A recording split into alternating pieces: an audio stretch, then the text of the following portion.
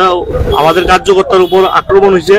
দেখুন, একটা প্রথমটা হচ্ছে কি যে শিক্ষক উনি আক্রান্ত হয়েছেন এই অফিসের মধ্যে, আর এক্ষণের যে বিষয়ের যে ঘটনাটা যেটা আছে, যে যার উপর আক্রমণ হয়েছে প্রণয় কুমার দাস, ইনি আমাদের কার্যকর্তা, আমাদের পার্টির একান্ত কার্যকর্তা, অ্যাক্টিভ কার্যকর্তা।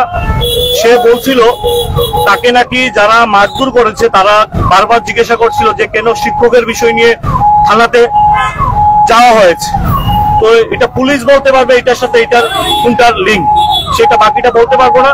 হঠাৎ করে ইতান্ডি আইছে 4-5 জন আয়েছেরা চাকু তো আসুই, এরপর লাড়ি তো আসুই, মানে চাকুটি হাতে মাতে বাঁচাইছে, এরপর লাড়ি লইছে, লাড়ি লইয়া বাইরে হাতে এমনি ফালাই ফালাই ফুলাই পুরা তারা বাই বাই গেছে।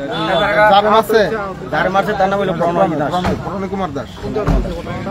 ঘটনাটা হইছে বনবিহার দুর্গা মুক্তি দেন বানা এই জায়গাটা যুক্তি বানা এই জায়গাটা তার ইলেকট্রিক লাগে এর এখন কই আছে এখন হসপিটাল আছে। এবারে ঠাকুরে একটা হাত দিয়ে গাড়িতে এই জায়গাটা এনতে হাতটা লাইছে লগো লগো ঠাকুরে গাড়িতে আর ফেরফেরও গাড়িতে আতো গাড়িতে এবার বাগড়ে বাড়িতে। তখন কি পুলিশ আছে ওই জায়গা দোকান পুলিশ আছে এই জায়গাটা। ঘটনা হলো গিয়া প্রথম থেকে মারতাছে আর কইতাছে তুই কি ভাই বাসে মত নেই এসব কিনে দুই নম্বরের ব্যবসা বন্ধ করে দিবি তোরা, তোরা লেগে দুই নম্বরের ব্যবসা করতে পারি না, এই নানা নজুয়াত দিয়াছে না, কইতাছে আর মারতাছে, কইতাছে আর মারতাছে। আর কে লাগা মারছে বিশাল কথা তার আমি তো ওখানে ইরে মাছ তুলে লাগে আইছে আর এনতে মাত্র গেছে ব্যবসাটা বন্ধ করনে লাগা এই যখন আসলো বিয়ে হলো থানা ভিতরে আসিল আইনতে গেছে কি যারা মারছে তারা চিনতে পারছো নি? হ্যাঁ চিন্তাম না করে চিনছি আমি।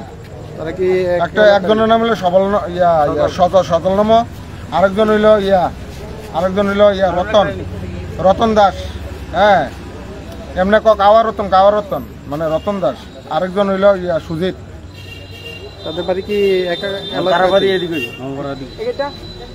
একজনের বাড়ি রতন যেই সের বাড়ি হইল সরকার টিলা, আরেকজনের নাম হইল সজল যেই তে হইল নমভাড়া, আরেকজনের বাড়ি হইল তোমার এইচ20। যে আপনার 4 জন আইছে, 4 জনের 3 জনের আমি চিনি, আরেকজনের আমি চিনি। এটা দিয়ে আইছে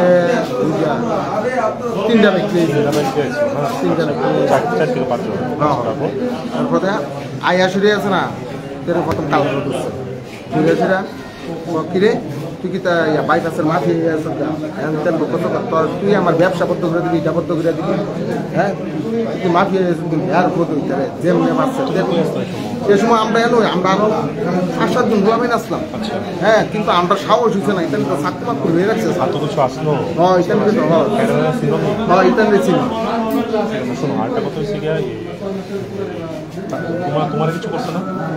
না আমি তো ডরও গেছিও না, আমি তো মানে আমি সরে গেছি না এন লুকা ছিল, তেরুই শুধু ধরছে, তেরুই মারতেছে, মানে সবাই চাই হারিয়েছে। হ্যাঁ ইতানটির কাছে তো এটা হাতিয়ার মাতিয়ার লয়ে রয়েছে, তাহলে আমরা কেমন একদম যে জায়গাটা দিতে এটা করে যে মন্দিরটা মানে যে যেখানে ঠাকুর তৈরি করে এখান থেকে এই জায়গা তো আমরা তো গেছি এই উদ্দেশ্য।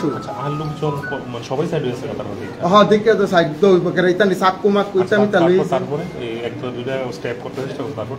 তে তো বাঁচানোর চেষ্টা করতেছে, তে আমার বাসা বাইরে আমার বাসা কেউই ধরছে না, কিন্তু তারপরে দৌড়ে মোড়ে কোন রমে আছে না মূর্তির ঘরে ঢুকছে। হ্যাঁ মূর্তির ঘরে গিয়েও মারছে তারে। হ্যাঁ এরপরে কোন রমে এদিক দিয়ে গেছে, পরে মূর্তির ঘরে যে সময় অর্ধেকটা গেছে, এরপরে ইতানি বাইরে গেছে, আয় সেটা বাইকটি লগালগ ঘুরে গেছে।